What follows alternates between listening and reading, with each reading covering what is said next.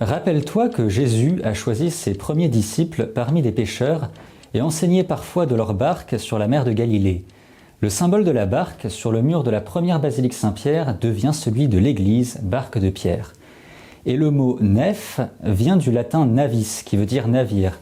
Il désigne cette vaste partie de l'église, souvent rectangulaire, où les fidèles se rassemblent comme dans une barque et forment communauté, tous tournés dans la même direction vers le Christ qui guide le bateau de l'église, naviguant sur les flots agités du monde.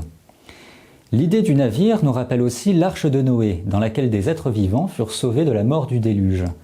Un peu de la même manière, c'est contre la mort du péché que nous cherchons un refuge dans ce navire. Quand tu entres dans une église, ton regard est happé vers l'avant. Il t'incite à emprunter le chemin tracé par la nef vers le cœur, lieu de la présence du Christ. Tel un pèlerin, le prêtre remonte du fond de la nef au début de la messe, et de la même manière, à chaque grande fête, les fidèles le suivent, portant rameaux, bougies ou offrandes.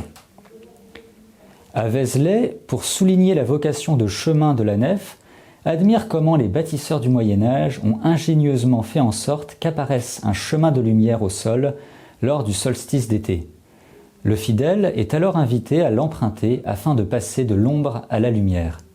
La nef est bordée de murs, mais plus souvent de colonnes ou piliers qui soulignent la perspective vers le chœur. Repère ces croix peintes ou gravées. Au nombre de 12, elles rappellent que les apôtres sont les 12 piliers de l'Église. Dites de consécration, ces croix sont ointes par l'évêque lorsque l'Église est consacrée. Sous chacune d'elles, une bougie est allumée tous les ans pour commémorer cet événement. Souvent, dans la nef, des saints et des saintes nous associent à la marche de l'Église à travers les siècles. Ils nous accompagnent vers la lumière du Christ et nous rappellent que nous sommes en chemin vers la Jérusalem céleste où il nous précède et intercède pour nous. Sculptés ou peints, leur beauté nous invite à la contemplation. Parfois, ils sont représentés sur des vitraux dont la lumière magnifie l'espace et nous invite à lever les yeux au ciel. Et là, ton regard s'arrête sur la voûte qui couronne la nef. Elle est souvent en pierre, ornée de clés de voûte sculptées, parfois peintes de fresques ou même d'étoiles, qui rappellent alors la voûte céleste.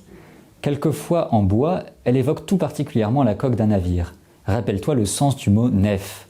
Ce grand vaisseau n'ayant plus de mystère pour toi vogue avec l'Église et garde le cap vers le Christ.